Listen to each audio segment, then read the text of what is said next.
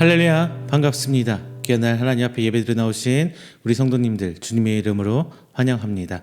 우리 다 함께 찬양하면서 기쁨의 예배 그리고 감사의 예배 하나님께 드리도록 하겠습니다. 잊을 수 없는 은혜 다 함께 찬양합니다.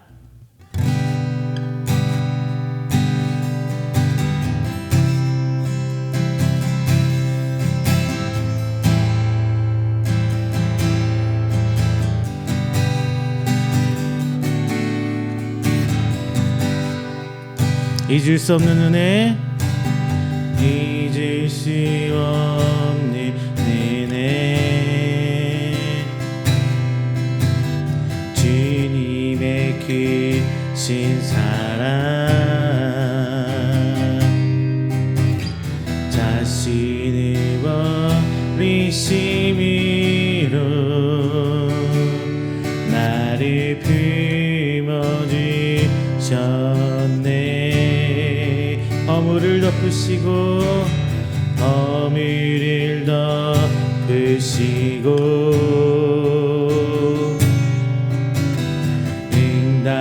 응답하시는 사랑,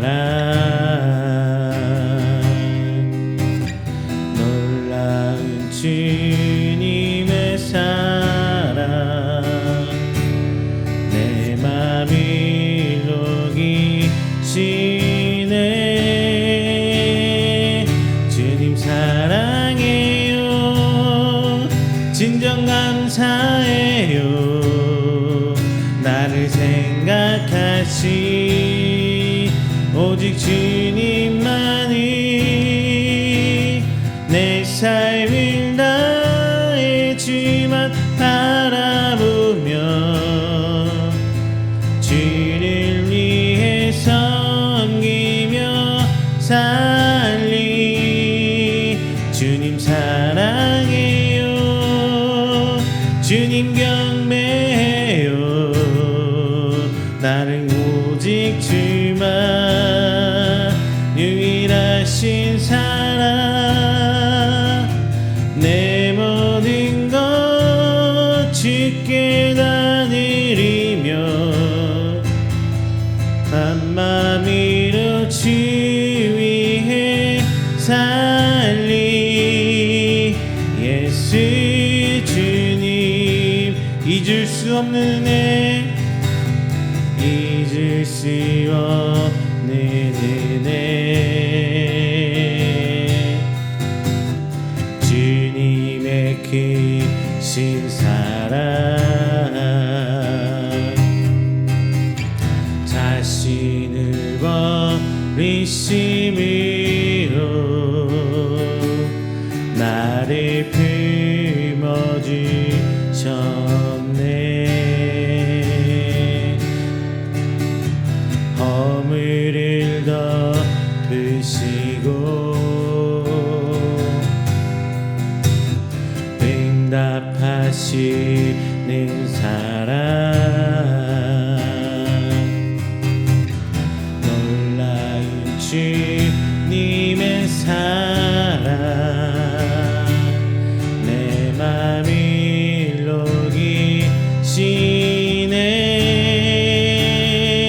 주님 사랑해요, 진정 감사해요.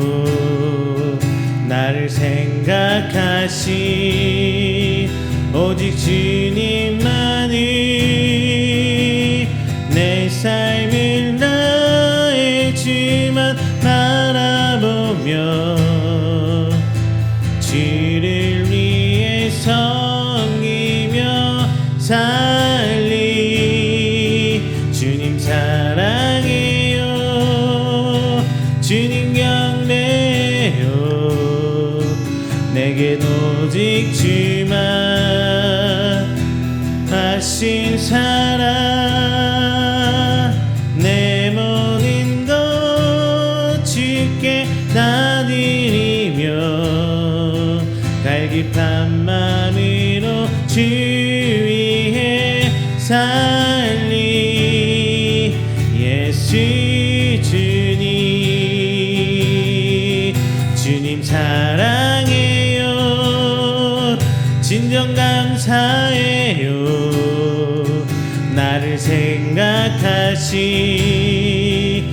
오직 주님만이 내 삶을 나의 주만 바라보며 주를 위해 섬기며 살리. 주님 사랑해요, 주님 경배해요. 내겐 오직 주만 유일하신 사랑. 내 모든 것 주께 다 드리며 한마음으로 주 위해 살리. 예수 주님.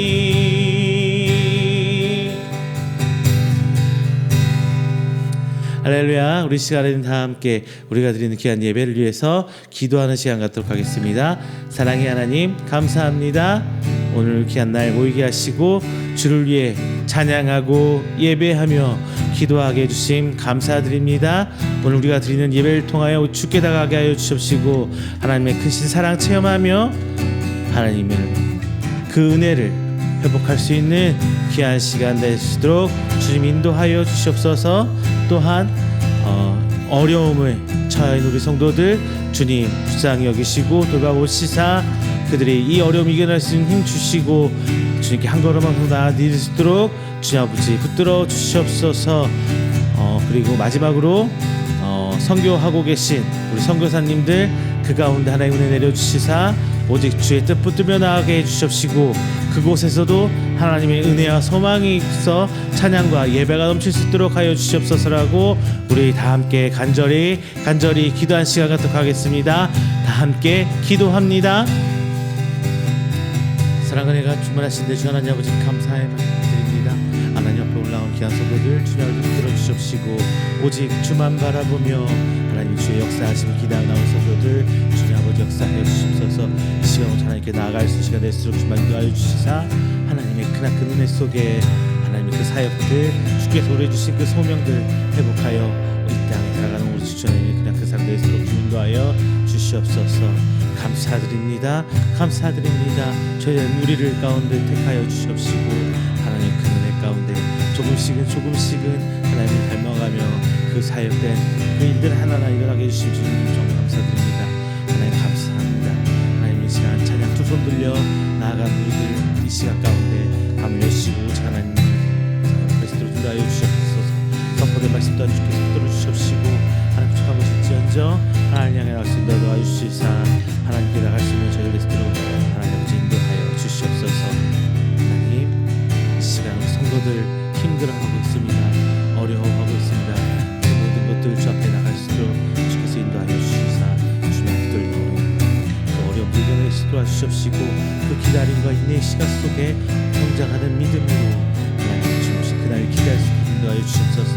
우리의 소망된 것은 오직 주무신 그날 향해 기다리고 있는 것이오니 주님을 인도하여 주시고 하나님을 향한 저희들의 그 소망이 우리를 인도하여 주시옵소서. 감사드립니다. 주 하나님 들어주시옵소서. 하나님 인도하여 주시옵소서. 그 사랑과 인내하심을 가운데서 주옵소서. 오직 주님 아버지 인도하여 주시옵시고 하나님 인도하여 주시옵시니 진짜 하나님 인도하여 주시옵소서. 하나님의 복음 들고 나가고 있는 빛과 소금의 역할을 하고 있는 우리 성도들과 하나님의 귀한 선교사님들이 있습니다. 주님 아버지 그 모든 것들 하나님 뜻 가운데서 일어날 수 있도록 하십시고 하나님 그 가운데서 하나님 역사하심 보여주시사 영적 전투에서 승리할 수 있는 저들 하나님의 귀한 역사의 장 하나님 신뢰의 장이 될 수 있도록 주님 아버지 인도하여 주시옵소서. 그 모든 것들을 이겨내기를 간절히 소망합니다. 주의 아버지 붙들어 주시옵소서.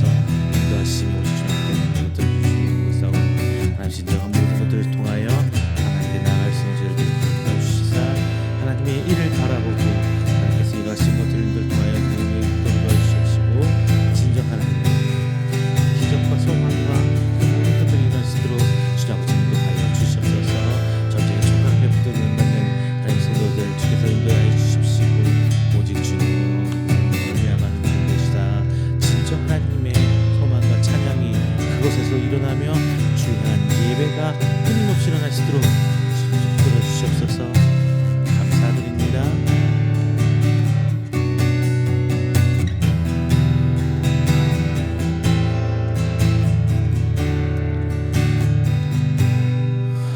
우리 다 함께 찬양합니다. 전능하신 나의 주 하나님, 전능하신 나의 주 하나님이 묻지 못하실 일 전혀 없네.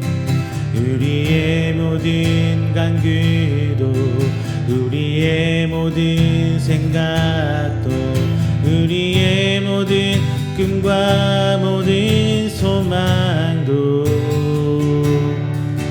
진실하신 나의 주 하나님이 우리의 모든 괴로움 바꿀 수 있네. 불가능한 일 행하시고 죽은 자를 일으키시니 그를 이길 자 아무도 없네. 주의 말씀 의지하여 깊은 곳에 금을 던져 오늘 그가 놀라운 일을 이루시는 것 보라. 주의 말씀 의지하여 믿음으로 금을 던져 믿는 자에게 능치 못함 없네. 다시 한번요. 전능하신 나의 주 하나님이 능치 못하실 일 전혀 없네. 우리의 모든 간구도 우리의 모든 생각도 우리의 모든 꿈과 모든 소망도 진실하신 나의 주 하나님이 우리의 모든 괴로움 바꿀 수 있네. 불가능한 일 행하시고 죽은 자를 일으키시니 그를 이길 자 아무도 없네. 주의 말씀 의지하여 깊은 곳에 금을 던져 오늘 그가 놀라운 일을 이루시는 것 보라. 주의 말씀 의지하여 믿음으로 금을 던져 믿는 자에게 능치 못함 없네. 오늘 이곳에 계신 성령이 우리에게 말씀하시고 우리를 가르치소서. 낯이 우리 맘 열어주시고 주의 빛으로 밝혀 우리를 인도하소서.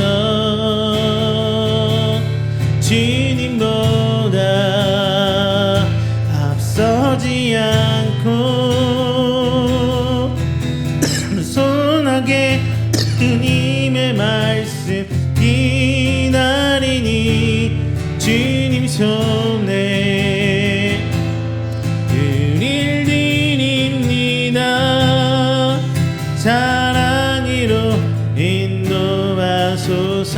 다시 한번요. 오늘 이곳에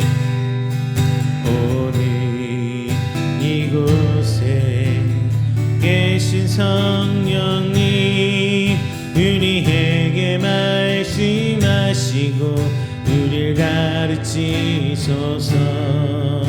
낯이 우리 맘 열어주시고 주의 빛으로 밝혀 우리를 인도하소서.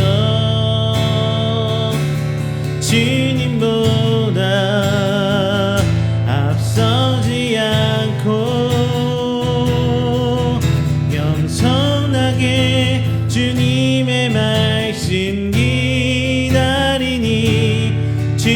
손에 우릴 드립니다.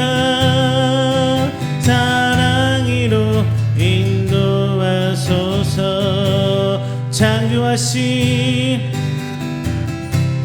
창조하신 모습 떠나는 일이 예수님 닮게 믿으소서.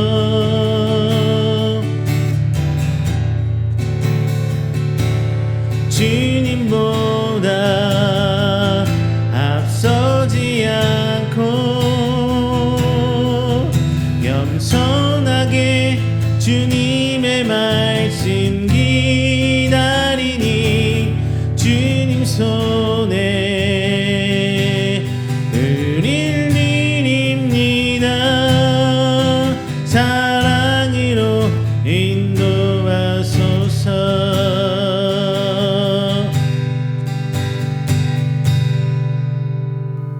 할렐루야. 이 시간에는 우리가 드리는 귀한 예배를 위해서 조용하게 기도하며 준비하는 시간 갖도록 하겠습니다. 다 함께 기도합니다.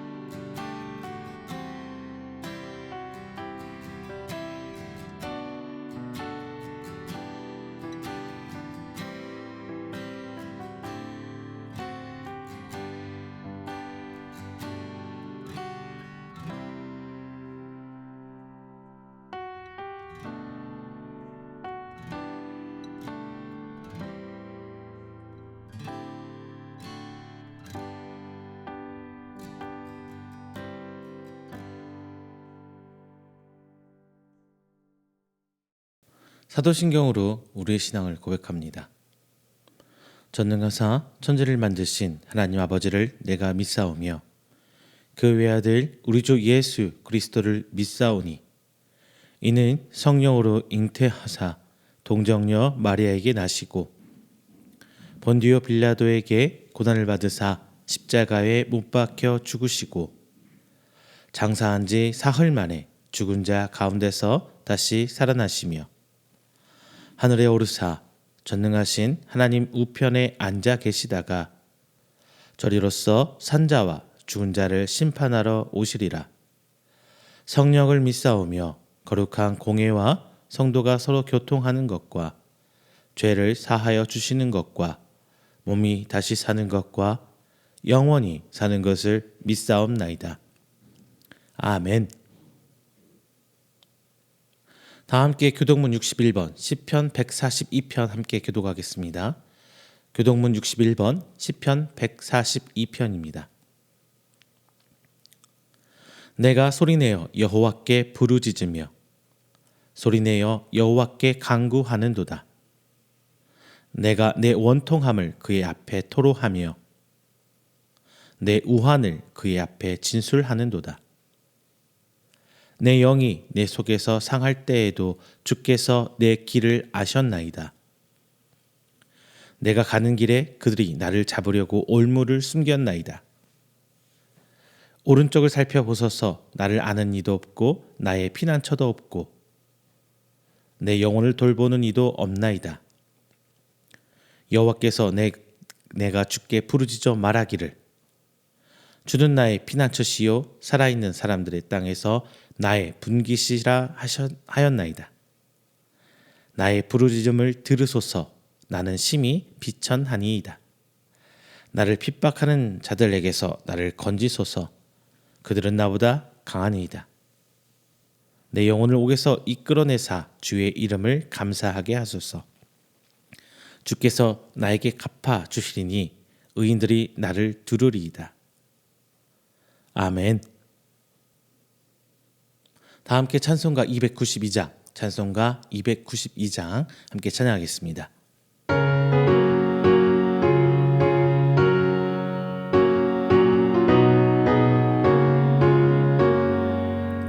주 없이 살 수 없네 죄인의 그 주여 그 귀한 고백 피로 날 구속하소서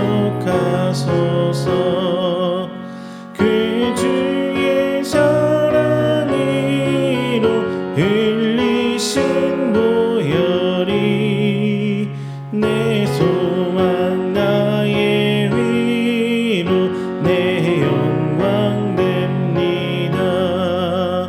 주 없이 살 수 없네 나 혼자 못 서리 힘없고 부족하며 지혜도 없도다.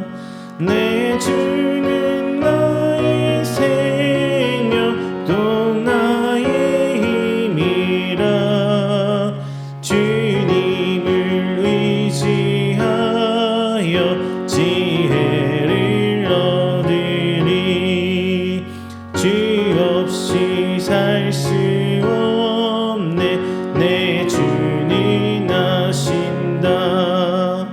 내 영의 깊은 간구 마음의 소원을 주밖에 나의 마음 네 알아주리요. 내 마음 위로하사 평온케 하시네. 주 없이 살 수 없네 세월이 흐르고 이 깊은 고독 속에 내 생명 끝나도 사나운 풍랑일 때 날 지켜주시니 내 곁에 계신 주님 늘 힘이 됩니다. 아멘. 이 시간에는 우리가 함께 드린 귀한 예배를 위해서 제가 대표해서 기도하도록 하겠습니다. 다 함께 기도합니다. 사랑의 하나님 감사합니다. 하나님께서 사랑하사 택하신 귀한 성도들 오늘 이 자리에 나와 하나님 주신 그 은혜에 감격하며 하나님을 찬양하고 하나님께 영광 드리는 귀한 예배 드립니다. 하나님께서 귀히 받아주시고 홀로 영광 받아주시사 오직 하나님과 교제하며 나아가는 귀한 시간 될 수 있도록 주님께서 인도하여 주시옵소서. 지난 한 주일간 지난 2023년을 돌아봅니다. 어찌 그리 저희가 지은 죄가 많은지요. 하나님 앞에 나가기도 부끄럽고 하나님께 보이기도 너무나 힘들어 오늘 이 시간 그 모든 죄악 하나님께 자복합니다. 주님 아버지 붙드시고 불쌍하게 여기시사 오직 하나님께 나온 생명들 하나하나 주의 큰 사랑으로 덧입혀 주시고 오직 은혜로 말미암아 하나님께 나아갈 수 있는 귀한 시간 될 수 있도록 하여 주시사 죄된 것들 내려놓고 하나님께 귀한 은혜로 입은 바 되어 이 시간을 통하여 주께 더욱더 베푸시 은혜로 말미암아 주의 형상 회복할 수 있는 저희들 될수록 주님 인도하여 주시옵소서. 하나님, 오늘 말씀 함께 나눕니다. 말씀 속에 나가지는 주의 은혜와 사랑 깨닫길 원합니다. 성탄절을 앞두고 저희 나누는 귀한 이 말씀 가운데 하나님의 사랑을 깨닫고 단순히 거기서 그치는 것을 넘어서서 저희들이 사랑을 나눌 수 있는, 사랑을 빚진 자 될 수 있는 은혜 허락하여 주시옵소서. 인간된 모습으로는 그 모든 것 이룰 수 없음을 저희들 고백합니다. 하나님, 사랑해 그 성령님의 역사하심 저희가 함께 깨달으며 우리 이음교회와 그것을 넘어서 주변에게 그 모든 사랑 베풀어 보일 수 있는 저희들이 될수록 하나님 인도하여 주시옵소서. 오늘 이 시간에도 하나님께서 파송하신 귀한 선교사님들 주의 복음 전하는데 열심으로 하고 계십니다. 하나님, 그 순간 그 하나하나 영적 전투에서 승리케 하여 주십시고 그 가운데 복음이 전해짐에 악한 마귀 사단 이겨내게 하여 주셔서 복음이 뿌리를 내려 성장할 수 있도록 주께서 인도하여 주시옵소서. 함께 기도하고 돕는 저희 이음교회 될 수 있도록 하여 주시사 그 모든 곳에서 하나님 동일한 은혜 베풀어 주시도록 함께 기도하며 힘을 모을 수 있는 저희 이음교회 될 수 있도록 주님께서 인도하여 주시옵소서. 또한 이 시간에도 전쟁의 총칼 앞에 혹은 자연재해 앞에 눈물 뿌리며 기도하는 하나님의 사람들이 있습니다. 그것에서 동일한 은혜 베푸시사 그들에게 위로와 새 힘으로 덧입혀 주셔서 다시금 일어나 주를 찬양하며 기뻐 뛰는 하나님의 예배의 초소가 바로 그 장소가 될 수 있도록 하나님께서 은혜를 입혀 주시옵소서. 오늘 예배 시작합니다. 마무리 지어지는 그 시간까지 오직 하나님만 역사할 줄 믿사옵고 사랑이 많으신 예수님의 이름으로 기도드립니다. 아멘. 오늘 함께 은혜 나누실 말씀은 로마서 13장 8절부터 10절까지 말씀입니다. 로마서 13장 8절부터 10절까지 말씀, 제가 가진 성경으로 신약 257페이지입니다. 다 함께 찾아서 한 목소리로 봉독하겠습니다. 로마서 13장 8절부터 10절까지 말씀입니다. 피차 사랑의 빚 외에는 아무에게든지 아무 빚도 지지 말라. 남을 사랑하는 자는 율법을 다 이루었느니라. 간음하지 말라, 살인하지 말라, 도둑질하지 말라, 탐내지 말라 한 것과 그 외에 다른 계명이 있을지라도 내 이웃을 내 자신과 같이 사랑하라 하신 그 말씀 가운데 다 들었느니라. 사랑은 이웃에게 악을 행하지 아니하나니 그러므로 사랑은 율법의 완성이니라. 아멘. 할렐루야, 반갑습니다. 지난 한 주일간도 하나님 은혜 가운데 평안하셨습니까? 어느덧 이제 12월도 중순에 이상 됐네요. 그리고 다음 주면은 이제 크리스마스 성탄절입니다. 한 해 마무리 잘 해가고 계십니까? 그래서 오늘 말씀은 이제 성탄절, 하나님이 인간에게 주신 가장 큰 은혜 중에 하나인 예수 그리스도께서 이 땅에 오신 그 은혜와 사랑에 대해서 우리가 조금 더 생각해 보려고 합니다. 요즘에 학교 앞에 이렇게 운전하면서 지나가 보신 적 있으신가요?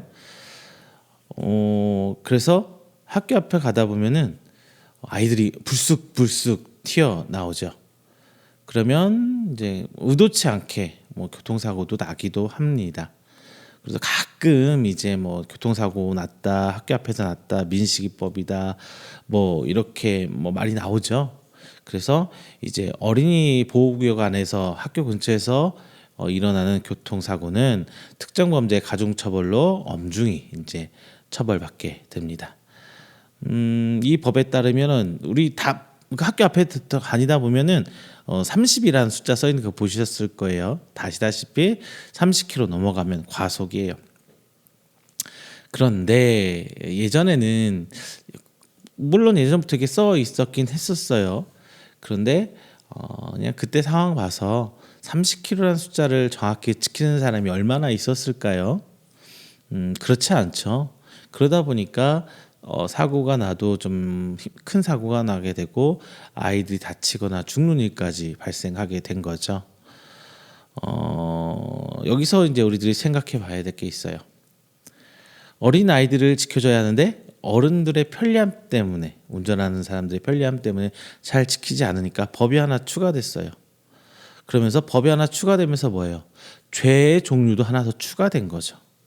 정말 기본적인 것만 잘 지켜줬더라면 이런 법도 생겨나지 않았을 테고요. 죄도 하나 더 늘어나진 않았을 겁니다. 오늘 본문으로 돌아가서요. 오늘 본문에서 바울은 국가와 지도자에 대한 이야기를 하다가 이 앞장에서 그렇게 얘기하고 국가에 대해서 지도자에 대해 얘기를 하고 있어요. 뜬금없이 오늘 본문에 사랑에 대해서 얘기를 합니다. 정말 뜬금포예요. 갑자기 웬 사랑? 하지만 이 본문에서 왜 이런 말씀을 하는지 우리는 바울의 목적과 하나님의 계획을 우리는 말씀 가운데 찾아야 하겠죠. 사도 바울은 로마서 13장에서 국가에 대해서 좀 깊게 다루기보다는 근본적으로 우리 그리스도인들이, 우리 성도들이 주변 사람들과 어떻게 어울려서 한 나라에 이루는 구성원으로 살아가야 되는지에 대해서 중점적으로 해주려는 말씀입니다. 그리고 우리는 먼저 국가에 소속되기 이전에 그리스도의 예수님의 사랑을 빚지고 그리고 성도 간에 서로 사랑을 빚진 자로서 당연히 사랑은 빚을 져야 하고 또 이 빚을 남에게도 지워져야 한다고 말을 하면서 이웃과의 이야기를 하고 있는 것이에요. 즉 앞서 6에서 7절 사이에 세상 것들과의 사이에서는 빚지지 말고 줄 건 주고 받을 건 받아야 한다고 하면서 8절은 이제 성도는 이제 빚을 지기도 하고 빚을 지워주기도 하는 삶을 얘기합니다. 세상과 우리 성도들의 삶을 조금 구분 지어 놓는 거예요. 세상에서 우리가 살 때는 낼 거 내고 줄 거 주고 그러면서 받을 거 받고 누릴 거 누려야 하는 것을 얘기했던 것 반면 이후에서는 예수님의 사랑과 은혜 안에 성도된 우리들의 삶에서는 서로 사랑 하나만큼은 빚을 지어도 되고 빚을 꾸어줘도 된다는 얘기거든요. 그러면서 이 사랑이 이제 율법의 완성이라고 말씀하시면서 수많은 율법을 하나로 관통시키면서 사랑이라는 단어로 단순화시키고 있습니다. 유대인들은 말이죠. 이 하나님께서 주신 은혜의 율법을 하나님의 마음을 알려는 그리고 하나님의 사랑을 깨달으려는 도구로 보는 것이 아니라 그냥 그렇게 살아야 하는 행동 강령으로 율법을 봤어요. 그리고 그렇게 해석하고 그렇게 살아왔습니다. 앞서서 민식이법을 예를 들은 것처럼 안 되니까 자꾸 추가하는 거예요. 율법에 하나님께서 주신 율법 여러 가지 있지만 그걸 지키기 위해서 또 하나를 추가해요. 예를 들면은 안식일을 지켜라 라는 법을 하나님께서 주셨잖아요. 근데 이 안식일에 대해서 그 당시에는 양을 치고 이런 삶을 살았잖아요. 주일날 양이 빠졌어요. 구덩이에 빠졌어요. 그럼 이걸 건져내지 못하는 거예요. 그럼 제사상이 손해잖아요. 그렇다 보니까 이걸 건져내긴 해야 될 것 같은데 그러니까 그 사람들은 몇 보 이상 걸으면 안 된다. 뭐는 이렇게 되는 막 부가적인 걸 막 붙여요. 그러면서 율법에 하나님 주신 은혜의 율법을 살아가는데 굉장히 무거운 짐을 더해 갑니다. 이제 바울은 엄청나게 율법의 멍에를 메어 살아오고 또 그 율법의 멍에들을 다른 사람에게도 매려는 것이 아닙니다. 이 땅에 오신 예수님, 낮고 천한 곳에 오셔서 인자의 모습을 쓰시고 우리를 사랑해 주시고 은혜를 베풀어 주시고 우리 죄까지 지고 죽기까지 하신 그 예수님의 사랑에 우리는 빚진 자 되었잖아요. 그렇게 빚진 자 된 우리가 그리고 서로 사랑에 대해서 빚을 지어주고 지어야 할 우리가 살아야 할 방향을 본문을 통해서 지어주고 있습니다. 자, 이제 크리스마스를 한 주 앞당겨 놨어요. 크리스마스 하면 떠오르는 단어가 뭐예요? 어린 친구들은 선물이요 이렇게 말할 수 있어요. 하지만 근본적으로 크리스마스에는 우리가 떠올려야 될 것은 사랑입니다. 하나님과 예수님과 성령님과의 사랑 그리고 함께 살아가는 우리 이웃들 간의 그 사랑 우리 이음교회라는 그 교회 명칭과 같이 이 사랑을 나눠야 되는 거예요. 자, 어려운 율법이 아닌 단순한 사랑을 통해 빚진 자로서 살아가는 방법을 우리가 오늘 말씀을 통해서 하나씩 한번 찾아보도록 하겠습니다. 먼저 우리가 채워야 될 게 있어요. 말씀을 단순화시켜 보겠습니다. 여러분 성경을 어떻게 보고 계시나요? 창세기 21장부터 계시록 21장까지 문장 하나, 단어 하나 이렇게 세세하게 들여다보고 계십니까? 물론 예수님 시절의 율법학자들은 그렇게 쳐다봤어요. 문장 하나, 단어 하나 해석하고. 이렇게 보는 게 나쁘다는 게 아니에요. 이렇게 보는 것이 좋긴 하겠지만 그렇게 성경을 바라다 보면은 성경이 무거워져요. 힘들어져요. 안 그래도 성경 말씀 어때요? 뭐 문어체라고 그러죠. 어려운 말 옛날 고어로 써 있어요. 안 그래도 어렵고 읽기도 힘들고 지루하게 느껴지는데 언제 다 보겠어요? 하나님 꿀송이보다 단 은혜의 말씀과 하나님 말씀으로 느껴지시나요? 물론 개 중에 한 분씩은 계시겠죠. 아예 없었단 말은 제가 못합니다. 하지만 그냥 볼 때는 하나님의 은혜의 말씀이 아니라 신앙생활의 짐이 되어버려요. 하루에 말씀을 3장 이상 보면 1년에 성경 1도를 하겠다. 그러면 1년에 2번을 하면 하루에 성경 뭐 이렇게 3장, 6장씩 주일과 토요일 주일은 하루에 12장씩 이렇게 봐야 돼. 라는 생각이 짐으로 다가오거든요. 무거워요. 무겁단 말이 나오니까 생각나는 건데요. 진짜 성경은 예전에는 무거웠잖아요. 성경 지금이야 뭐 스마트폰이다, 태블릿이다 뭐 보고 그리고 교회에서도 화면으로 큰 화면으로 막 띄워주니까 어때요? 성경 안 갖고 다니시는 분들이 더 많아요. 아니 거의 다 안 갖고 다니실 거예요 이제 성경. 그리고 교회에서도 비치형 성경을 비치해 놓으면은 가져가서 말씀 성경 예배 시간에 들여다 보시는 분이 굉장히 없어요. 줄어들었어요. 진짜 없어요. 그냥 비치형 성경은 인테리어용 뭐 이런 정도밖에 사용이 안 되는 것 같아요. 여기 교회입니다는 제가 어렸을 때 갑자기 생각나네요. 라떼 제가 점점 꼰대가 더 돼가는 것 같은데 저 신대원 다닐 때 가방 진짜 무거웠어요. 그때만 해도 뭐 이런 성경 태블릿 스마트폰 하던 시절이 아니다 보니까 성경 몇 권씩 갖고 다녔어요. 번역본별로. 영어 성경 하나 갖고 가야 되죠. 원어 성경도 또 2권이에요. 헬라어 성경, 히브리어 성경, 그리고 킹 제임스 버전 성경, 우리말 성경. 지금 여러분도 보시는 거 많을 거예요. 현대인의 성경도 있을 거고, 뭐 많아요. 그런 성경들 그냥 한 권씩 수업 시간에 필요하면 성경책만 해도 가방이 꽉 찰 때가 있었어요. 뭐 교재들은 둘째치고 그리고서 지하철을 2호선 탈 때도 있었고 7호선 타고 다닐 때도 이사 다니면서 7호선 타고 다닐 때도 있었고 이렇게 했었어요. 그런데 요즘엔 이렇게 가벼워지고 또 언제 어디서든 성경을 찾아볼 수 있는 시대가 됐잖아요. 갑자기 생각나네요. 포켓 성경. 지하철 가면은 요만한 성경책 들고 다니면서 이렇게 보시는 분들이 있었잖아요. 성경책이 무겁고 하니까 포켓 성경이라서 성경 권별로 이렇게 잘게 나눠가지고 가볍게 들고 다니는 성경도 옛날에 나왔었어요. 기억하시는 분 계실 거예요.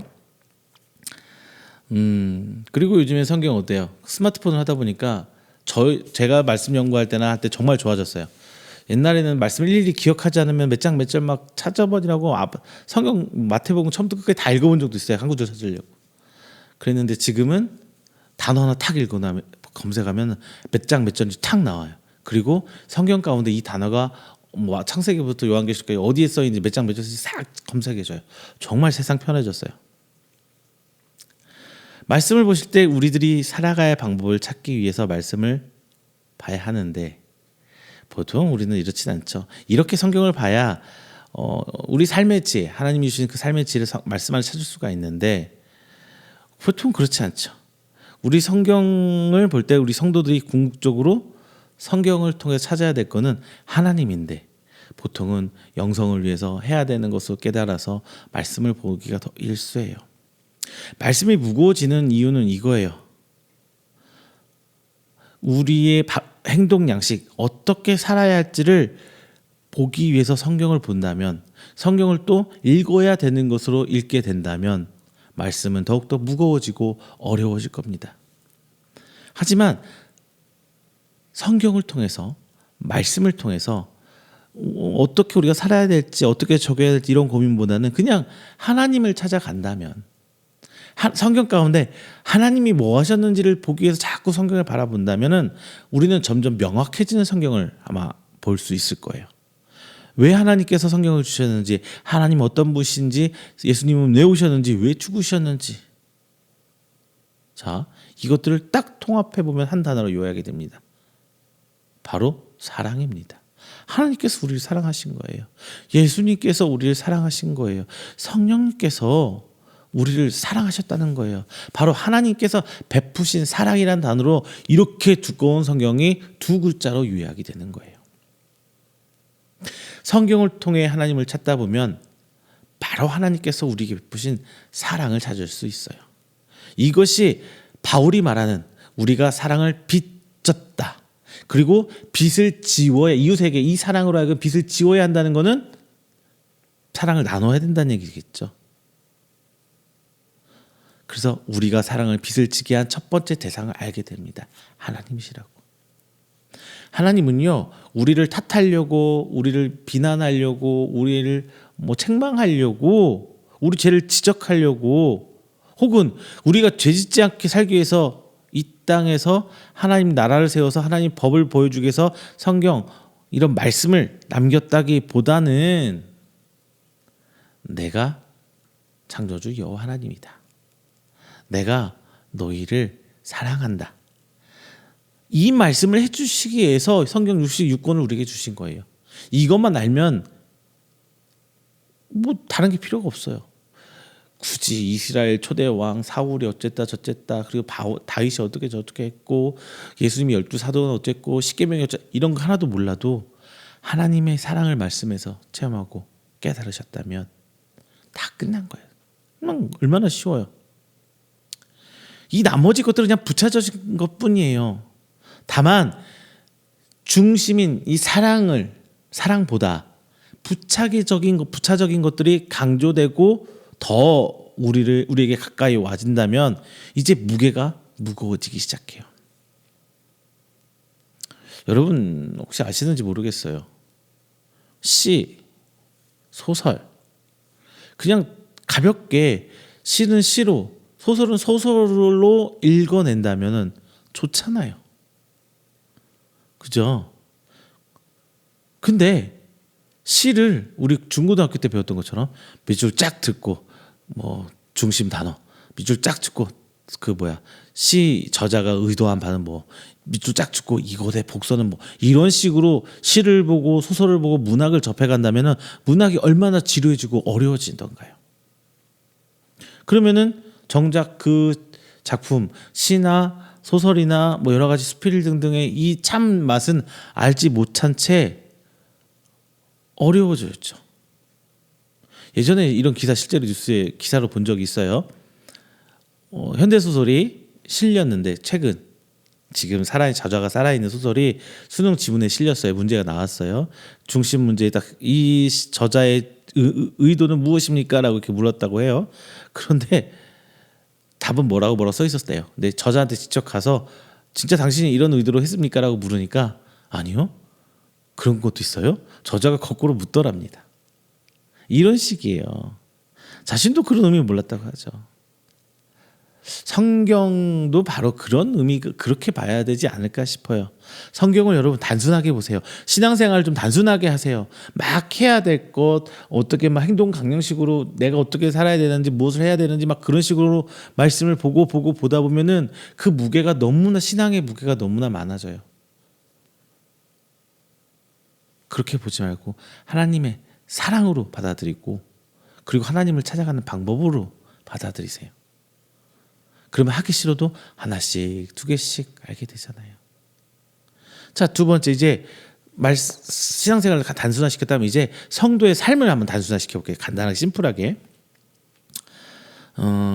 여러분 교회 생활하면서 신앙생활하면서 성도의 삶은 이렇게 살아야 해라고 따로 배우신 적 혹시 있으신가요?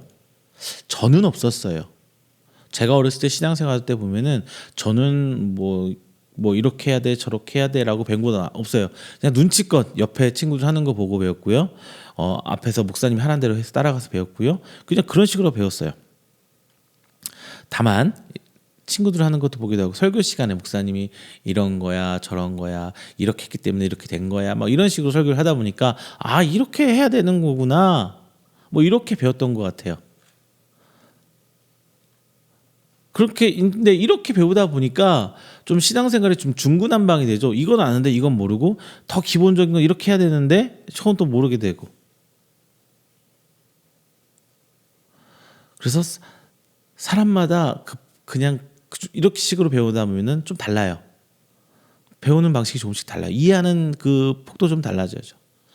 그래서 뭐 어느 정도 시간이 지나다 보니까 이거를 체계화시켜서 뭐 새신자 교육이다 무슨 교육이다 하면서 교회에 많은 프로그램들이 생겨났어요. 그래서 체계적으로 교육을 하고 있죠. 그리고 새신자 교육이 이제 좀 요즘에는, 옛날에는 초신자, 예수님을 제대로 신앙생활 해본 적이 없는 분들이 교회에 오시는 분들이 많아서 새신자 교육이라고 그래서 그 처음 뭐 사도신경 주기도문에서 가르치기도 하고 교회 신앙생활에서 어떻게 해야 되는지, 이런 교회 생활에서 어떻게 그렇게 가르쳐주고 이런 프로그램이 생겼는데, 어느 때부턴가 교회 안에서 수평 이동이 잦아졌죠. 이제 믿는 사람들이 A 교회에서 B 교회, B 교회에서 C 교회로 이게 수평 이동이 되고 있어요. 새신자, 말 그대로 초신자들이 들어오는 게 아니라. 그러다 보니까 이 새신자 교육도 이제 교회 생활 위주로 바뀌어가고 있어요. 우리 교회 행정은 이렇게 이루어집니다. 우리 교회 장로님은 이렇게, 우리 담임 목사님 이렇게, 이런 교육도 하는 교회도 있어요. 교회 생활에 대해서 교육하는 거. 근데 중요한 거는 이랬든 저랬든 이런 교육을 통해서든 목회자의 설교의 말씀을 통해서든 신앙의 선배나 주변 집사님, 권사님, 장로님들을 통해서든 성도로서 교회 생활을 하고 살아가는 것들을 배워가면 갈수록 어때요? 앞서서 말씀드린 것처럼 그 짐들이 무거워져요. 믿는 사람이라면은 그 말씀 봐야 돼. 믿는 사람이 새벽기도 좀 해야지. 헌금도 해야 되는데 주일 헌금 갖고 안 돼. 11조도 해야 되고 절기헌금도 해야 돼. 뭣도 해야 돼. 그거 갖고 어떻게 교회 행사할 때마다 나와서 봉사도 하고 이렇게 하고 이렇게 그것도 해야지.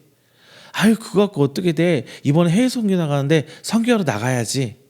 에이, 선교도 자비량 네가 돈 내고 나가야 되는 거야. 막 이런 것들로 하나씩 짐이 더해져 갑니다. 앞서 말씀드린, 제가 서두에서 말씀드린 법과 규제가 많아질수록 어때요? 죄목도 많아지는 것과 같아요. 주일 성수해야 된다, 11조 해야 된다, 뭐 교육은 단계별로 이렇게 참석해서 받아야 된다, 교회에서 부흥해야 하니까 참석해야 된다, 신방은 이렇게 받아야, 뭐 기타 등등등등등 정말 많습니다. 어디서 제가 부교육자 할 때 했는데 거기는 월삭헌금이라고 해요. 월삭헌금도 하더라고요. 매월 첫 주에 별도로 이렇게 감사헌금처럼 챙기는 헌금, 뭐 그런 거 교회마다 있는 교회도 있고 없는 교회 뭐 달라요. 거기는 또 해야 되는 걸로 가르치시더라고요. 그리고 뭐 절기헌금은 11조에 준해서 해야 된다 이렇게 가르치시는 분도 계셨고요. 뭐가 교회마다 좀 분위기도 다르고 다 가르치는 모습들이 좀 달라요. 뭐가 답인지는 저도 솔직히 목사지만 모르겠습니다. 이런 말들이 다 틀린 건 아니에요. 다 잘못됐다는 건 아니에요. 다만 이것이 해야 하는 행동 양식처럼 하고 그 율법처럼 지워졌을 때 문제가 되는 거예요. 월삭헌금 얼마나 좋아요. 주일이라는 의미가 뭐예요? 한 주를 시작하는 첫날 첫 시간을 하나님께 드립니다라는 의미거든요. 월삭헌금 뭐예요? 이 가운데서 그것의 확장으로 매월 첫 달 첫 시간을 하나님께 드리겠습니다라는 거예요. 그것에 대한 내가 하나님께 헌신하겠습니다의 월삭헌금이. 의도는 좋아요. 근데 이게 해야 되는 걸로 변질돼 버리면 신앙의 무게로 바뀐다는 거죠. 어렵고 힘들어지고. 절기헌금 좋습니다. 그런데 어느 순간 절기헌금이 11조에 준해서 해라. 그러면 절기헌금이 굉장히 부담스럽고 힘겹게 들어오죠. 절기 때문에 교회 가기 싫어져. 목사님 또 이런 얘기 하니까. 이렇게 되는 거예요. 이러면서 다 지키고 살면 얼마나 좋겠습니다만은 그렇지 않으니까 이제 신앙이 병들어요. 뭐 교회 가야 돼. 또 그 소리 할 텐데 가기 싫어. 뭐 이런 식으로 신앙의 양심이 아프고 병들어가게 요인이 되는 거예요. 병이란 게 뭐예요? 우리 몸에 필수적인 것이 부족해서도 걸리지만 많아도 걸려요. 우리 신앙도 그렇지 않을까요? 과거 우리 삶의 양식이 우리 신앙을 병들게 할 수도 있어요. 실제로 우리 교회 안에서도 그랬고 과거 교회사적으로 볼 때 충색교회에서도 그랬어요. 물론 초대교회, 그보다 앞선 구약의 유대인들, 이스라엘 백성들도 그랬습니다. 과해서 문제가 됐던 거예요. 우리의 삶을 조금씩 단순화시켜 보세요. 해야 하는 것으로 사는 것이 아니라 할 수밖에 없는 하나님 은혜에 진짜 절박해서 하나님을 찾아가는 그 사랑을 깨닫는 게 너무나 감사해서 자연 속에 끌려가 보세요. 11주를 해야 하는 게 아니라 주신 것에 너무 감사해서는 감사로 바꿔보세요. 그러면은 그날이 기쁘고 감사해져요. 어렵고 힘들고 할 때 11조 그만 어렵고 힘들 때 하는 11조가 더 귀한 거겠죠. 근데 그 가운데 감사함이 있느냐? 우리가 사람한테 보이려고 11조 하는 게 아니잖아요. 하나님께 감사하고 드리려는 게 그게 없다면 거꾸로 좀 무서운 말이긴 하지만 안에서 내가 신앙이 건강이라면 그게 더 좋지 않을까요? 하나님께서 그걸 더 원하시지 않으실까요? 하나님이 너무 보고 싶다면은 개인적으로 영성생활 한번 해보세요. 집에서도 기도하시고 찬양도 해보시고요. 성경 읽고 보면서 하나님 만나보세요. 근데 집에서는 유혹의 손길이 많죠. TV도 있고 요즘에 넷플릭스 각종 OTT 등등등 워낙 이런 거 문화적으로 접할 수 있는 게 많아졌어요. 옛날보다. 그러다 보니까 유혹이 많아요. 집에서 혼자 하기 힘들다면은 교회 한번 가보세요. 교회에서 기도하는 분도 계실 거고 꼭 내가 다니는 출석하는 교회 아니어도 됩니다. 신앙인들끼리 A 교회, B 교회 좀 교류 좀 하면 어때요? 만나서 인사하고 어이구 권사님 저도 기도하러 왔어요. 같이 기도합시다. 출석하는 교회, 섬기는 교회는 다를 수 있어요. 하지만 하나님의 교회잖아요. 같이 교제하고 나누면서 간증도 하고 얼마나 좋아요. 이런 좀 교회 풍토가 좀 만들어졌으면 좋겠어요. 함께 찬양하고 함께 기도해 보세요. 함께 말씀 나눠보세요. 이번 주 우리 교회 목사님이 이런 말씀 전했는데 이렇게 보기 너무 좋아. 그 교회 목사님 어떻게 말씀 전했어? 생각지도 못한 말씀 나올 수 있어요. 한 목사님께 오래 간다면 목사들도 인간이고 한계가 있잖아요. 말씀에 아웃라인이 있어요. 벗어나지 못하는 고정관념 선이란 게 생겨요. 그러면은 저도 마찬가지예요. 계속 한 말 하고 설교하다 보면은 그곳에 벗어나지 못해요. 그런데 다른 목사님 설교 한번 들어봤을 때 이렇게도 볼 수 있구나. 개안이 돼요. 눈이 떠져요. 하나님의 다른 모습들이 보이기 시작해요. 그나마 요즘에는 유튜브를 통해서 자주 접하게 해서 정말 저는 다 감사한 상황이라고 봐요. 굳이 우리 교회 예전에는 우리 교회 목사님 말씀밖에 들을 수 없어요. 출석할 수 있는 교회가 한계가 있으니까. 그런데 이제는 유튜브 통해서 좋은 목사님들, 옆 교회 목사님들 어떻게 말씀 전하는지 다 들을 수 있잖아요. 이 풍성한 은혜에 한번 빠져보세요. 예수님 믿는 성도가 되니까 어때요 여러분? 신앙의 양심에 찔리는 삶이 이런 일들 많아질 거예요. 기도해야 되는데 기도 잘 안 되고 저도 그래요. 예전 같았으면 운전하다가 좀 잘못하면 같이 운전하시는 분은 창 내리고 욕하고 소리치고 해야 되는데 이제 그러면 안 될 것 같고 이런 얘기들 살면서 다 이런 애 하나씩 부딪히잖아요. 저만의 문제는 아닐 거예요 아마. 근데 그렇게 하면 돼요. 내가 아직 그걸 스스로 절제하지 못하면 내 신앙의 분량이 아직 그거밖에 안 된 거예요. 어린아이한테 2살 3살한테 너 왜 아직도 똥 못 가려 오줌 못 가려 막 때리면 되나요? 기다려주는 것도 부모의 역할이에요. 기다려주는 것도. 내 아직 신앙의 분량이 요거만큼 안 되는데 이만큼 요구한다? 그것도 잘못된 거거든요.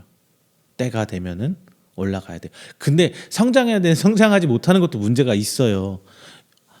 초등학교 6학년 되는데 대소변 못 가려 그러면 병원 가 치료받아야 되죠. 우리 신앙도 치료받아야 돼요. 그런 식으로 때가 됐는데 성장하지 못한다면. 하지만 대부분은 스텝 바이 스텝 한 걸음씩 한 걸음씩 자연스럽게 성장합니다. 그걸 누가 하시냐? 우리 안에 성령님이 알아서 해주세요. 믿고 가세요. 단순해요. 자, 제가 지금까지 말씀드린 것들 모아보니까 죄송합니다. 모아보니까 딱 단어를 합쳐져요. 뭐예요? 하나님은 뭔가 짐을 지으려고 하신 게 아니라 하나님의 사랑을 보이려고 하신다는 거예요. 사랑이에요. 내가 옆에 계신 집사님을 사랑한다면 나는 그 사람에게 사랑의 빛을 지운 거예요. 그리고 그 집사님이 나를 사랑하면 나 역시 그 집사님한테 사랑의 빛을 빚진 거예요. 이것이 바로 본문이 말하는 사랑의 빚진 자입니다. 이제 첫 번째, 두 번째 단순화시키다 보니까 뭐가 남아요? 계속 사랑만 나와요. 그럼 이 사랑을 좀 단순화시켜 볼게요. 세 번째, 사랑을 단순화시켜 봅시다. 근데 사랑 이게 말이 쉽지 진짜 쉬운 거 아니에요. 만약 이게 쉽다면 성경에서 사랑해라 하겠어요? 우리가 하나님의 사랑을 쉽게 깨달을 수 있다면 하나님은 너를 사랑한다, 하나님 너를 사랑한다, 성경에서 계속 그렇게 여러 가지 방법을 통해서 얘기해 주셨겠냐고요. 안 되는 거니까 계속 얘기하는 거예요. 이 사랑이 어렵다 보니까 어떻게 사는 삶이 사랑하는 삶인지 생각하게 되죠. 먼저는 하나님 사랑을 어떻게 해야 될까? 자, 하나님 사랑 어떻게 할까? 어떻게 하세요? 우리는 보통 이렇게 합니다. 예배 잘 드리고 기도 열심히 하고 교회 변신하고 헌금하고 이렇게 하면은 하나님 사랑을 잘하는 거야라고 생각하고 신앙생활을 하시는 분 정말 많습니다. 물론 이게 잘못된 게 아니라 이렇게 해야만 하나님을 사랑하는 거야라고 우리의 신앙의 선배들이 어떤 하나님 사랑하는 법이라고 규칙을 만들어 버린 거예요. 이렇게 하니까 사랑이 어려워진 거죠. 복잡해지면 어려워져요. 근데 심플하게 단순화시키면 이제 쉬워져요. 선배들이 막 해야 될 거 막 A 선배가 이렇게 해서 좋아 보이고 이것도 해야 돼. B 선배가 이렇게 하다 보니까 이것도 줘야 돼. 시간이 가다 보니까 우리 100한 2, 30년 이제 교회 역사 140년, 150년 역사가 돼가던 한국 교회가 150년 동안 신앙의 선배들이 막 좋은 걸 만들어냈어. 해봤어. 그러니까 이것도 되고 저것도 되고 이제 다 하라고 그래. 어때요? 우리 그거 다 하려니까 힘들죠? 힘들어요. 지금 교회 사역이 어려워요. 부교육자도 생활해봤지만 시간이 가면 갈수록 사역이 어려워졌어요. 처음에 전도사 생활했을 때는 제가 시작했던 교회는 새벽 예배는 없고요. 밤 기도회가 있었습니다. 그 교회는 그냥 밤 기도회 열심히 갔으면 됐어요. 근데 시간이 흘러 다른 교회 가다 보니까 그 당시에 막 사진이 유행했거든요. 그러니까 부교육자가 사진도 찍어야 됐어.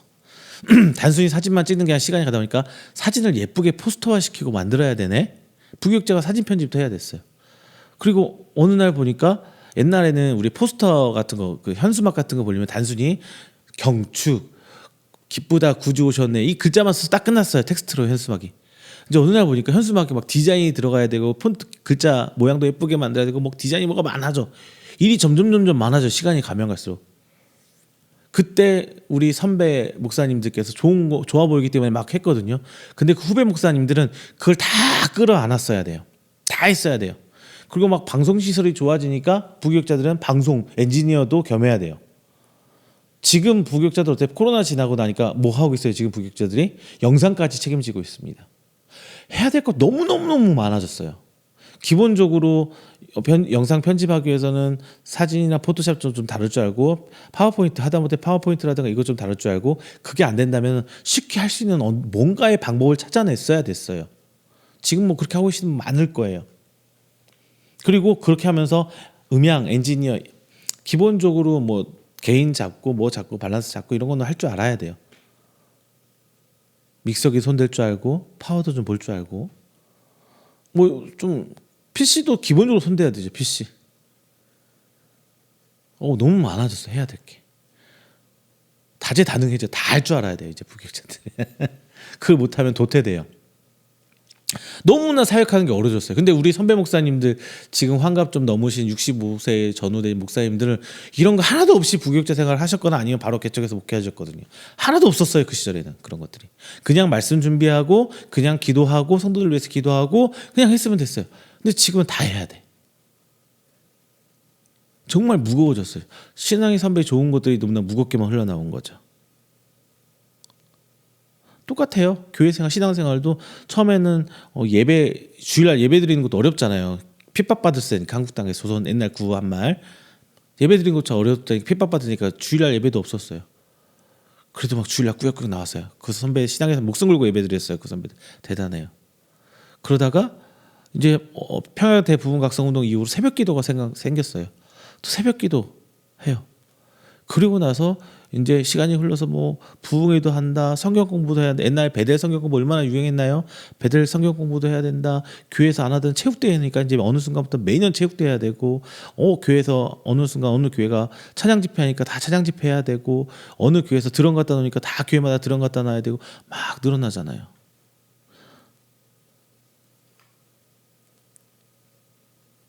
사랑하는 법으로 접근하는 게 아니라 그냥 사랑해 보세요. 뭐를 해야 되는 게 아니라 내가 할 수밖에 없는 것만 해보세요.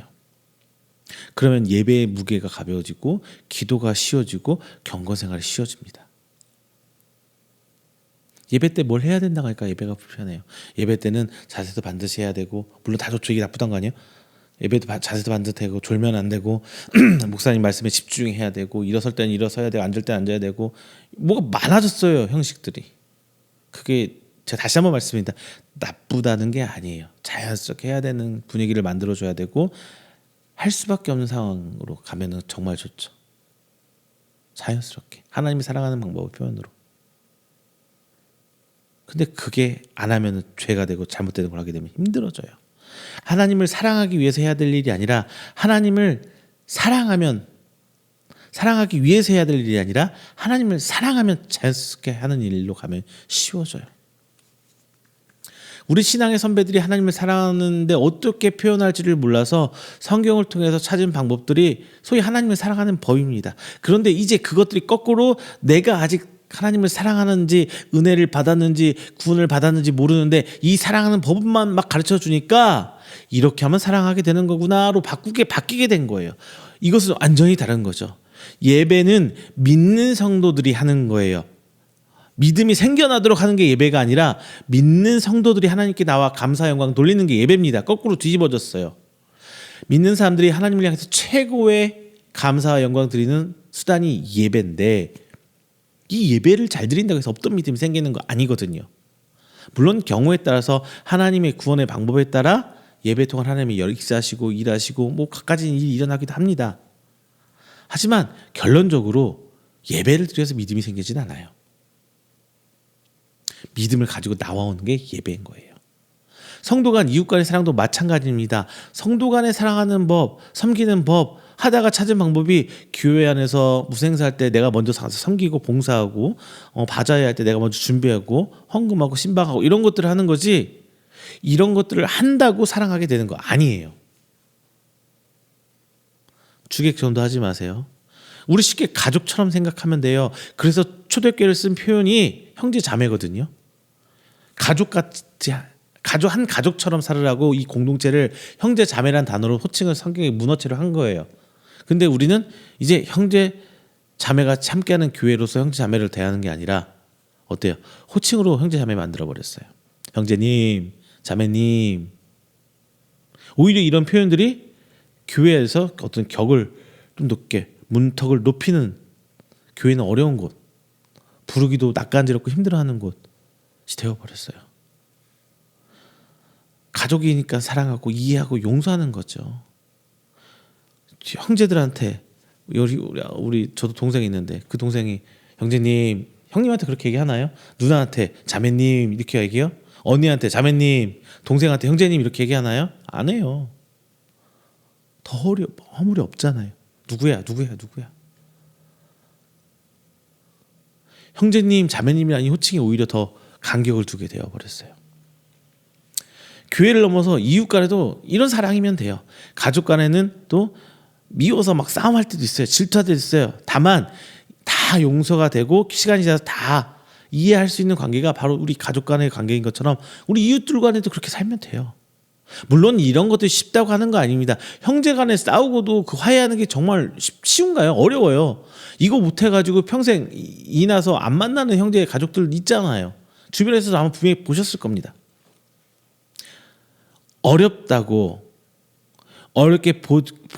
어렵게 보지 않기를 바라는 마음에서 시간 여러분께 드리는 말씀이에요. 바울도 그래서 단순화해서 사랑의 빚이라는 이런 비유를 한 거고, 예수님도 새 계명을 통해서 하나님 사랑, 이웃 사랑으로 모든 율법과 선지자의 강령을 단순하게 심플하게 만들었던 거예요. 사랑 분명히 어렵습니다. 하지만 그렇다고 더 어렵게는 하지 마세요. 우리들이 나서서 막 더 어렵게 할 필요는 없잖아요. 사랑을 말씀하면서 아가페, 에로스, 스트로게, 필리아 이런 거 생각하지 마세요. 그냥 가족처럼, 연인처럼 사랑하세요. 저 사람이 내 가족이라면, 저 사람이 내 사랑하는 사람이라면 그 정도 선에서 족합니다. 나머지는 하나님께서 해주실 거예요. 자, 말씀 맺겠습니다. 이제 성탄절을 앞두고 예수님의 그 사랑을 나눠보면서 오늘 본 말씀 함께 나눴습니다. 하나님께서는 모세를 통해 율법을 주셨어요. 기본은 출애굽기 20장 10계명이죠. 그리고 나서 21장, 22장, 23장 등등해서 자세하게 10계명을 이제 세부적으로 풀어주십니다. 왜 이런 율법을 모세 때 해주셨을까요? 물론 뭐 여러 이유가 있었겠지만 전 중요한 것은 기본이 안 지켜지니까. 처음에 아브라함과 이삭과 야곱의 그 언약을 통해 내려오는 그것들이 안 이루어지고 하다 보니까 이제 하나님께서 더 이상 안 되겠다. 그래서 율법, 이 계명을 주셨단 말이죠. 좀 자세하게 짚어준 거예요. 아담과 하와가 에덴 동산에 쫓겨난 이후 자신들이 잘못한 것을 깨닫고 창조주 하나님을 잊지 않고 살아갔다면 이런 율법들이 존재할 필요가 있었겠냐는 거예요. 아담과 하와의 자손들 하나님을 잊지 않고 살아갔다면 따로 하나님께서 구원이라는 것을 계획할 이유가 없어요. 아니, 앞서 에덴 동산처럼 아주 간단한 하나님과의 약속을 지켰더라면, 선악과를 따먹지 말라는 이것만 지켰더라면 이런 거 다 문제 삼을 필요도 없겠죠.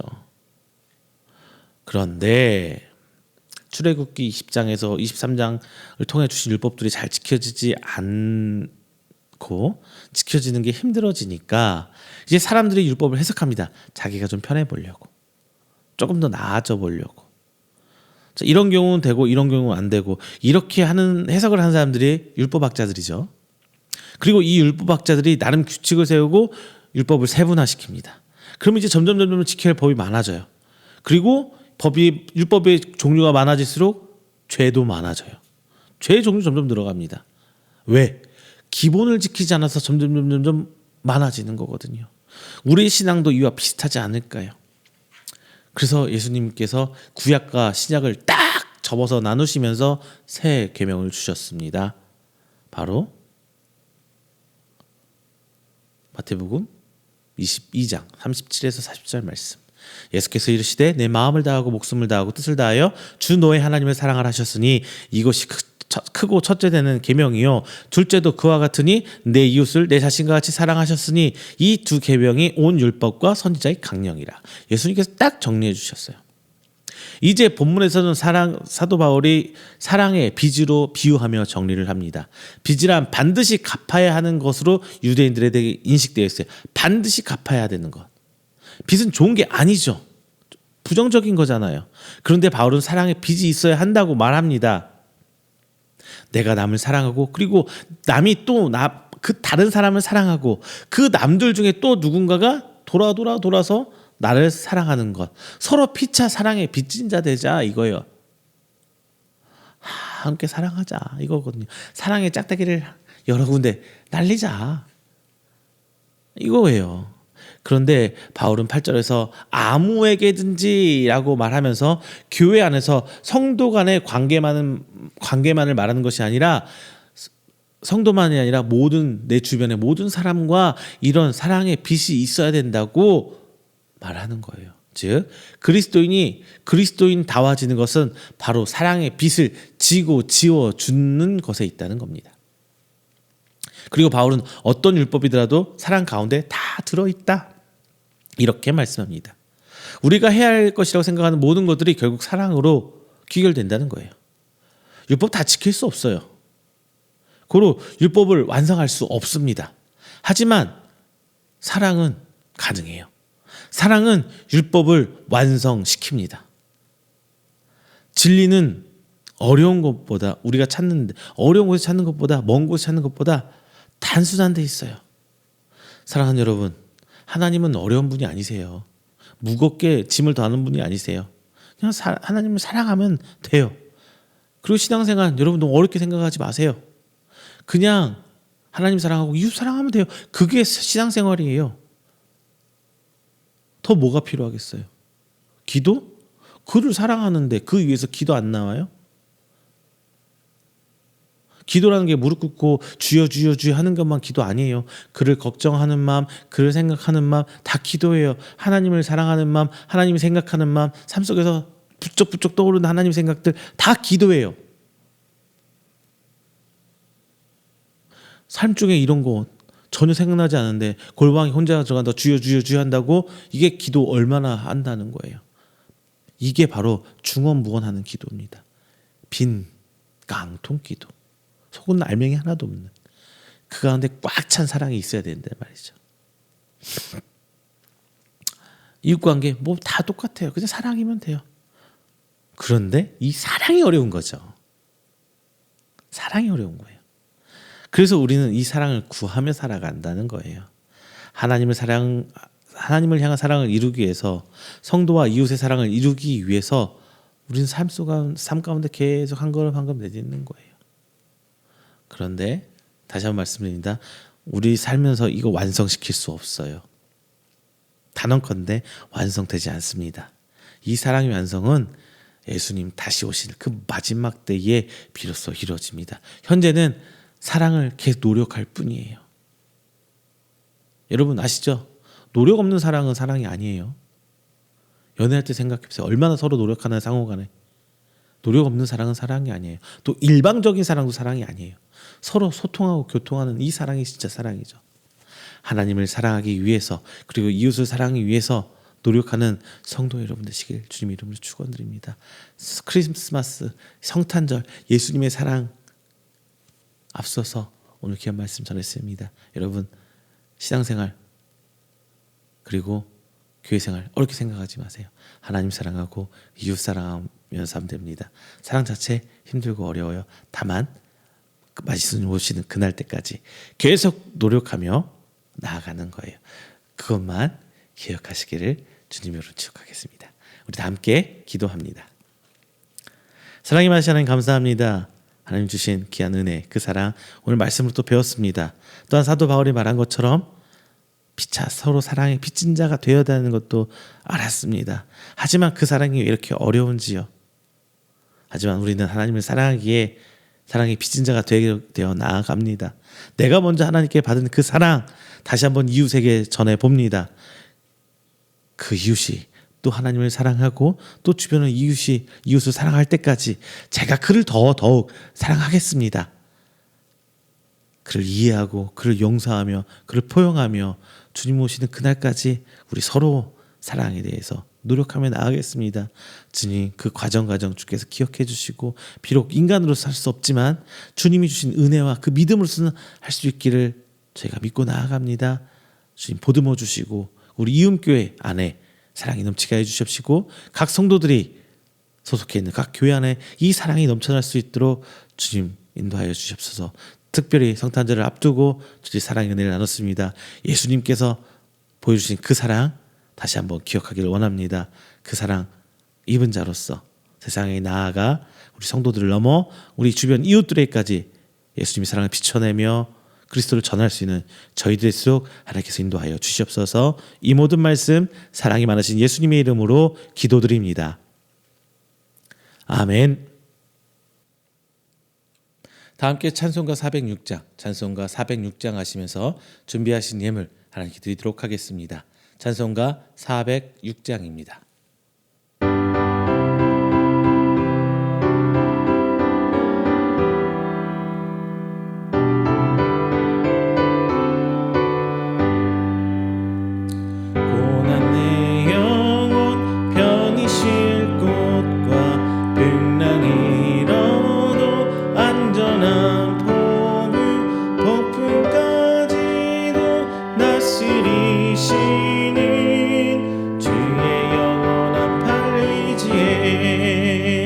주의 영원하신 팔 함께하사 항상 나를 붙드시니 어느 곳에 가든지 요동하지 않으니 주의 팔을 의지함이라.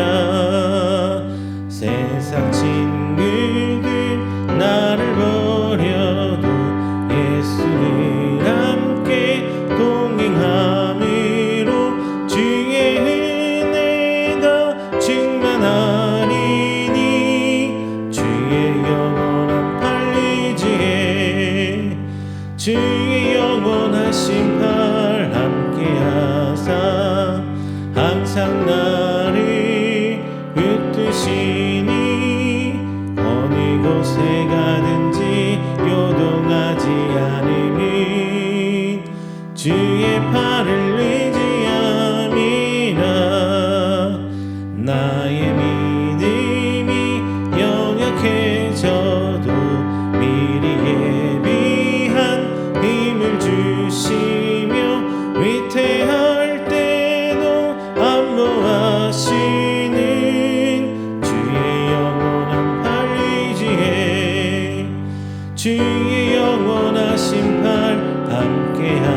하사 항상 나를 붙드시니 어느 곳에 가든지 요동하지 않음이 주의 팔을 의지함이라 능지 못한 것 주께 없으니 나의 일생을 주께 맡기면 나의 모든 짐 내신 지시는 주의 영원한 팔 의지해 주의 영원하신 팔 함께하사 항상 나를 붙드시니 어느 곳에 가든지 요동하지 않음이 주의 팔을 의지함이라.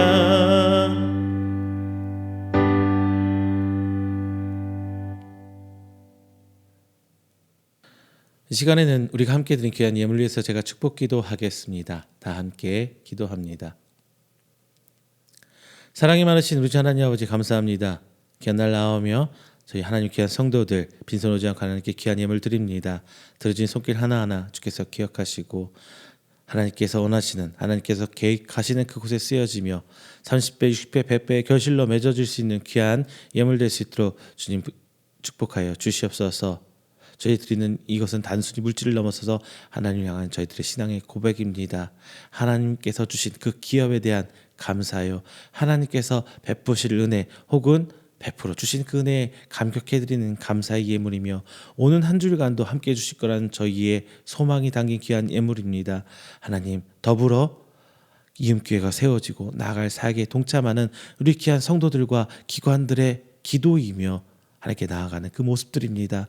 주께서 귀히 받아 주시옵시고 그 모든 것들 가운데 주께서 인도하여 주시사 오직 하나님께서 이루시고 하시는 그 모든 길 가운데 저희들의 이음교회가 함께 동행하며 그 귀한 사역들을 감당할 수 있도록 주께서 인도하여 주시옵소서. 하나님께 사역에 동행하는 그 가정들 그 기관들 하나님께서 복의 복을 도와주시사 모든 구성원들 간 모든 성도들 간의 건강 책임져 주시고 그 가정과 사업장에 하나님의 축복이 더하심에 날로 날로 부흥하며 성장하는 귀한 하나님의 임재의 장소에 있도록 주께서 축복으로 인도하여 주시옵소서. 이 모든 말씀 사랑이 많으신 예수 그리스도의 이름으로 축복하며 기도드립니다. 아멘. 다 함께 찬송가 29장 하시고 축도로 오늘 예배 마치도록 하겠습니다. 찬송가 29장입니다.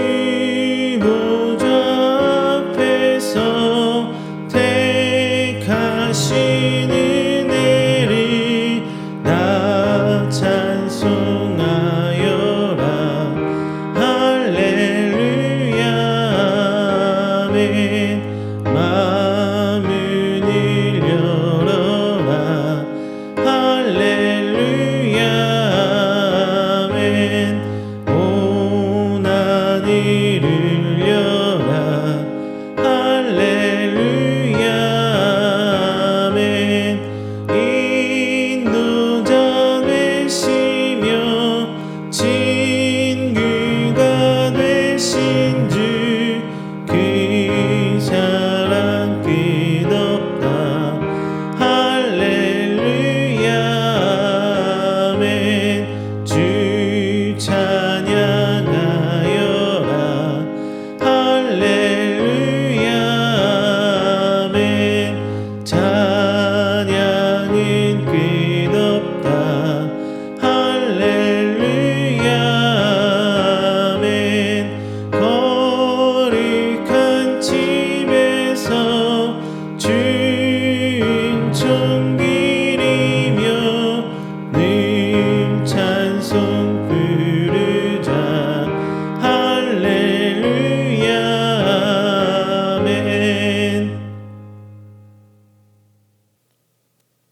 축도합니다. 여호와는 내게 복을 주시고 너를 지키시기를 원하며 여호와는 그의 얼굴을 내게 비추사 은혜 베푸시기를 원하며 여호와는 그 얼굴을 내게로 향하여 드사 평강 주시기를 원하노라. 이제는 우리 주 예수 그리스도의 은혜와 하나님의 사랑하심과 성령님의 교통 교제하심이 오늘 이 자리에 나와 하나님께를 예배하고 선포된 말씀을 하여금 피차 사랑의 빛을 지우고 지키를 원하는 우리 성도들의 머리 위에와 그의 가정과 그의 사업장과 직장 그리고 그와 객하는 모든 행사 위에 영원토록 함께 있을지어다.